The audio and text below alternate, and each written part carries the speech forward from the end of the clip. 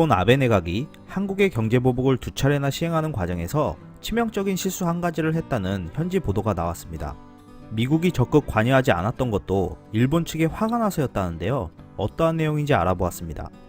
한일 간의 무역 분쟁으로 인해 일본에 적지 않은 타격이 발생하자 일본 정부 내에서도 비판의 목소리가 나오고 있습니다. 20일 아사히 신문이 발행하는 주간지 아에라에서 외무성을 빼고 달리기 시작한 아베 정권의 싸움 방식은 잘못됐다라고 보도했습니다. 아베 내각은 한국의 두 차례 경제보복을 진행하는 과정에서 외무성을 철저히 배제하고 진행했다고 하는데요. 이 때문에 예상치 못한 반일 및 불매운동이 일어나고 있다고 전했습니다. 7월 1일 일본은 경제산업성 주도로 반도체 소재에 대한 수출을 제재했는데 그 당시 외무성은 경제산업성이 구체적인 제재 내용을 홈페이지에 올리기 전까지도 세계 품목이 무엇인지 통지조차 받지 못한 상태였다고 했습니다. 외무성 관계자는 한국의 정치 상황이 머릿속에 들어있었으면 더 잘 대처했을 것 아니냐라는 말을 했다는데요.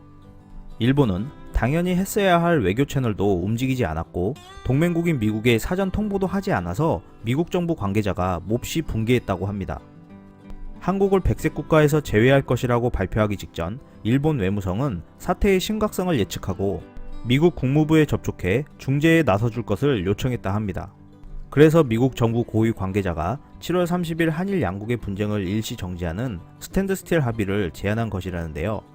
미일 관계 소식통에 따르면 미국은 8월 2일 단행된다는 백색국가 제외 정보를 입수하고 방콕에서 열리는 한미일 외교장관 회담까지 기다리면 늦기 때문에 선수를 치고 미국 고위 당국자가 중재에 나선 것이라 전하고 있습니다. 이러한 미국 움직임의 배경은 일본 외무성이 미 국무부에 요청한 것으로 트럼프 대통령 또는 폼페이오 국무장관이 일본을 카운터 파트너로 요청하면 사태를 바꿀 수 있다는 조언이 발단이 되었다고 합니다. 하지만 스가 관방장관의 발언에서 알 수 있었듯이 총리실에서 외무성의 영향력이 거의 없었다는 것을 확인할 수 있었습니다. 또한 청와대 국가안보실장이 7월 말 극비리에 일본에 파견되어 야치 쇼타로 국가안보 국장과談判을 지으려 했으나 유감스럽게도 좌절되었다고 합니다.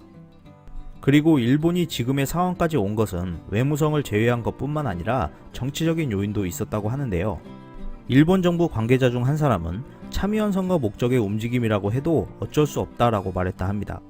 실제로 수출 규제에 대해 타당하다라고 대답한 여론이 56%에 달하자 자민당 국회의원 중 한 사람은 경선에서 이렇게 뜨겁게 응원된 적은 처음이다. 이래서 한국에 강하게 나갈 수밖에 없다라고 말했다 합니다.